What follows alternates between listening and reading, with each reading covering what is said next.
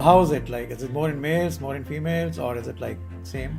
The cases of osteoarthritis that are seen are significantly more in women as compared to men. How many stages are there in that? I mean, does there different stages of problem, or is it like just the same when it starts? That's a very nice question, Sandeep, because there are known 4 stages of osteoarthritis. Stage 1 and stage 2 are the ones where little bit of lifestyle modifications and some minor like losing weight painkillers and getting some nutraceuticals, something like that would help. Yeah, I mean anything just taking care of the causative factors, like the weight is obviously the predominant I would say enemy as far as the body's function is concerned. So that's one part. Stage 1 and stage 2 are fairly manageable with little bit of lifestyle modifications and maybe mild painkillers off and on as recommended by the doctors. But stage 3 and stage 4 are wherein the progression is significantly more pronounced, and it requires an intervention depending upon the case-to-case scenario. But how is it different from other treatment? I mean, is it like something really different?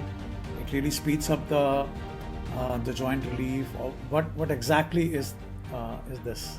So the entry of hyaluronic acid or sodium hyaluronate, I would say, comes at stage 2 and 3 mainly. So that's where the damage to the cartilage is significantly lesser and it is more manageable. Although osteoarthritis is a problem which cannot be cured, but yes, it can be controlled, and it can be controlled very well. So weight reduction followed by injections of sodium hyaluronate directly into the knee joint.